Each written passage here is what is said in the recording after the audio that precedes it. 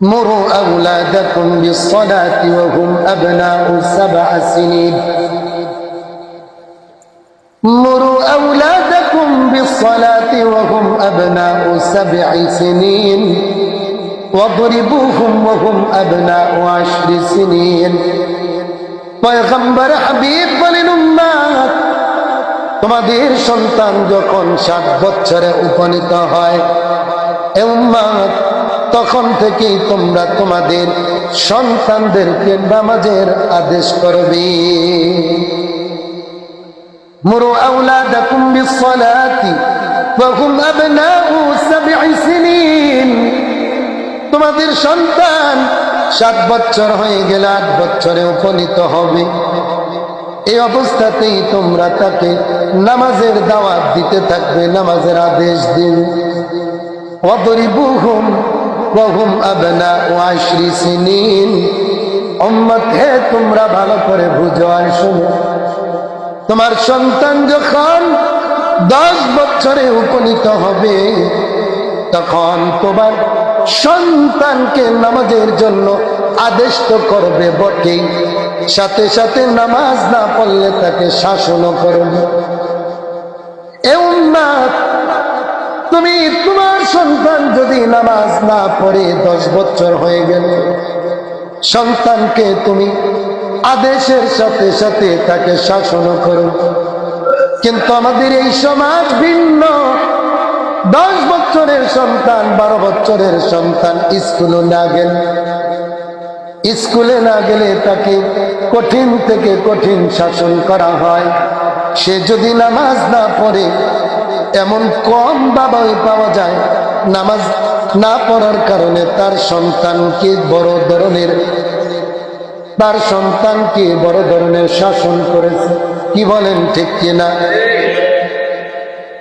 হতভাগা এমন কিছু বাবা আছে সন্তান বালেগ হয়ে গেল 15 বছর হয়ে গেল কোনদিন সন্তানকে নামাজের কথাও বলে না নামাজের জন্য তাকে রেডি করে বাবাও দেয় না মাও দেয় না কিন্তু স্কুলের সময় হলে আগেই খাবার রেডি করে তার কাপড় চোপড় গুছিয়ে তার ব্যাগকে তৈরি করে তার সামনে দিয়ে রাস্তাতে নিয়ে গাড়িতে উঠাই দেয় আল্লাহর পয়গম্বর বলেন উম্মত বড় আফসোসের কথা এটা তুমি সব করলে কিন্তু তোমার সন্তানকে তুমি নামাজের আদেশ করলে আরে উম্মত তোমার সন্তান স্কুল কলেজ ভার্সিটিতে কোনোদিন না পড়লে কিয়ামতের ময়দানে তোমাকে জিজ্ঞাসা করা হবে তবে যদি দিনদারি না হয় বেনামাজি হলে অবশ্যই তোমাকে জিজ্ঞাসিত হতে হবে আল্লাহর পয়গম্বর বলেন উম্মত আল্লাহর দরবারে বলে কিভাবে করবে হতভাগা ওই বাবা নিজেই কোনোদিন নামাজ পড়ে না কি বলেন এমন মানুষ আমাদের সমাজে আছে না নাই যে একেবারে পড়ে না তার কথা তো ভিন্ন যেই ব্যক্তি শুধুমাত্র নাম কিরস্তে আল্লাহর ঘর মসজিদে এসে নামাজ পড়ে 2-1 ওয়াক্ত আর বাকি ওয়াক্ত হচ্ছে তার বাড়িতে নামাজ পড়ে আল্লাহর পয়গম্বরের সাহাবী আব্দুল্লাহ ইবনে আব্বাস রাদিয়াল্লাহু তাআলা আনহু আল্লাহর পয়গম্বরের সাথে বেশি সময় দিয়েছে তাকে জিজ্ঞাসা করে আলী ইবনে আব্বাস রাদিয়াল্লাহু তাআলা আনহু সুইলা আন রাজুলিন ইয়াসুমুন নাহার ওয়া ইয়াকুমুল লাইল ওয়া লা ইয়াশহাদুল জামাআতা ওয়া লাল জুমআতা ওয়া লাল জুমআ فقال هو في النار বলে একজন নামাজি কেমন নামাজি আল্লাহর বান্দাটা সারা দিন রোজা রাখে রাতে দাঁড়িয়ে নামাজ পড়ে কিন্তু কোন অজুহাত দেখায়া আল্লাহর ঘর মসজিদে উপস্থিত হয় না নামাজের জন্য ঘরেই জামাত না করে গনেই নামাজ পড়ে ফেলে আল্লাহর পয়গম্বরের শ্রেষ্ঠ একজন সাহাবী আব্দুল্লাহ ইবনে আব্বাসকে বলে, ওগো আব্দুল্লাহ ইবনে আব্বাস, আব্দুল্লাহ আপনি বলে দিন, যে ব্যক্তিটা সারা ইয়াসুমুন নাহার ওয়া ইয়াকুমুল লাইল, সারা দিন রোজা রেখেছিল, সারা রাত্র আল্লাহর দরবারে নামাজ পড়েছে, কিন্তু মসজিদে জামাতে উপস্থিত হয় নাই, জুমার নামাজে উপস্থিত হয় নাই, সে কেমন ধরনের মুসলমান? তার জান্নাতের দরজা কেমন হবে? কোন জান্নাতে সে যাবে? আল্লাহর রাসূলের সাহাবী আব্দুল্লাহ ইবনে আব্বাস বললেন, ক্বালা হুয়া ফিন্নার, নাউযুবিল্লাহ। তিনি বললেন, না না, আল্লাহর এই বান্দা কোন জান্নাতে যাইতে পারবে না, যদিও সারা দিন ভরে রোজা রাখে, রাত ভরে নফল নামাজ আদায় করে, 5 ওয়াক্ত ফরজ নামাজে মসজিদে এসে উপস্থিত হয় না, সপ্তাহে একদিন একবেলা জুমার নামাজে উপস্থিত হয় না। তিনি বলেন হুয়া ফিন্নার, সেই চূড়ান্ত পর্যায়ের জাহান্নামে চলে যাবে। নাউযুবিল্লাহ। নামাজও পড়ে, রোজাও রাখে, সেও জান্নাতে যেতে পারবে না। আমার ভাই, হাদিসে আসছে আল্লাহর রাসূল বলে, দেখো আমার এমন জিজ্ঞাসা করলেন, বলো তো অমুক কোথায় নামাজও দেখি না? ইয়া রাসূলুল্লাহ, তারা বাড়িতে নামাজ পড়ে। আল্লাহ রাসূল বলেন, আমার মনে চায় কি জানো, যারা সুস্থ থেকেও ইচ্ছা করে মসজিদে এসে 5 ওয়াক্ত নামাজ জামাতের সাথে আদায় করে না, আমার কিছু নওজোয়ান যুবকদেরকে তাদের কাছে আমি পাঠাই, তারা গিয়ে যেন তাদের ঘর বাড়ি পুড়িয়ে জ্বালিয়ে দেয়। নাউযুবিল্লাহ বলবেন। রাসূলের দম কি বড় কঠিন। বলে, আমার মনে চায় যুবকদেরকে দিয়ে তাদের ঘর বাড়ি জ্বালিয়ে দিতে। এই সমাজে আহারে কত মানুষ যেমন আছে নামাজেই পড়ে না, বাড়িতে তো দূরের কথা, নামাজ বছরে পড়ে কিনা।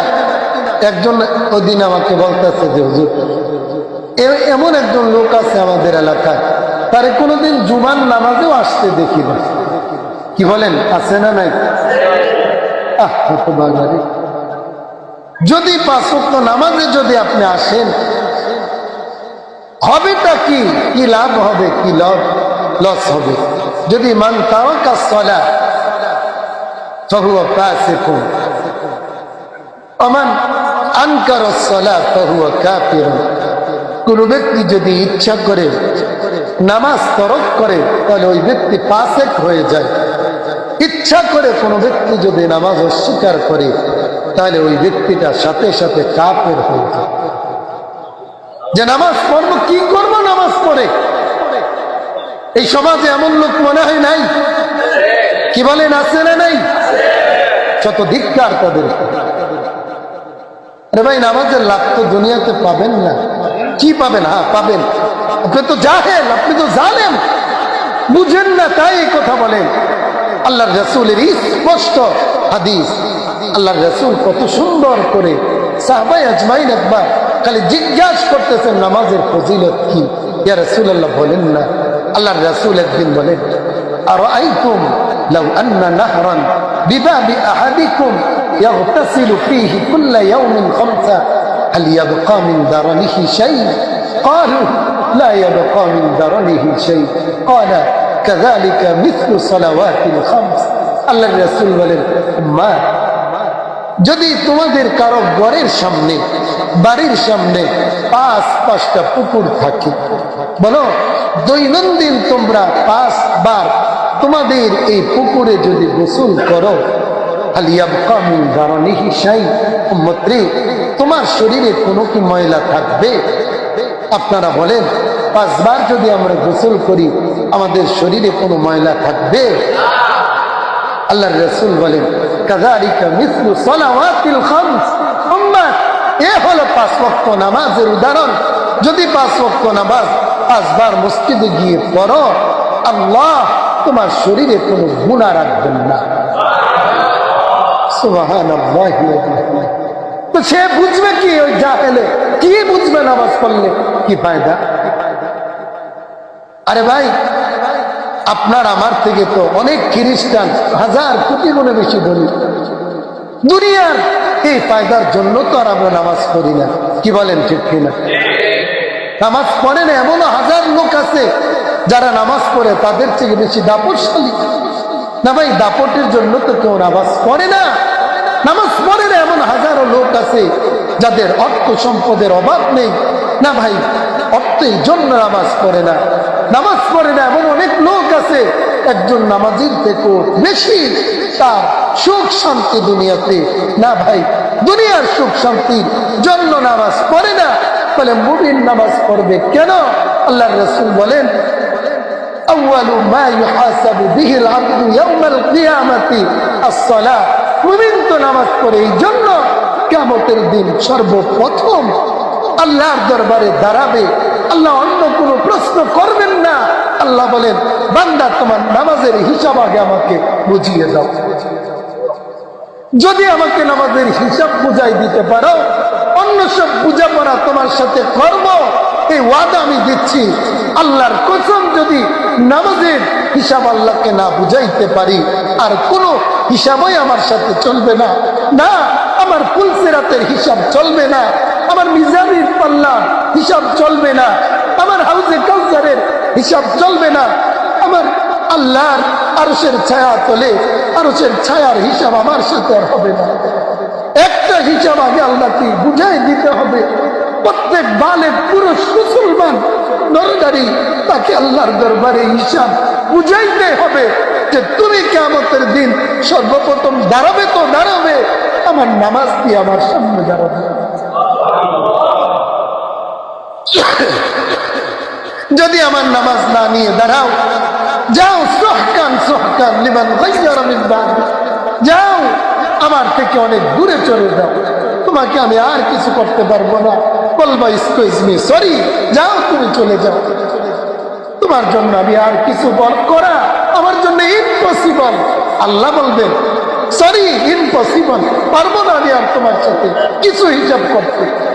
আমার ভাই, নামাজ এত বড় এক ইবাদত,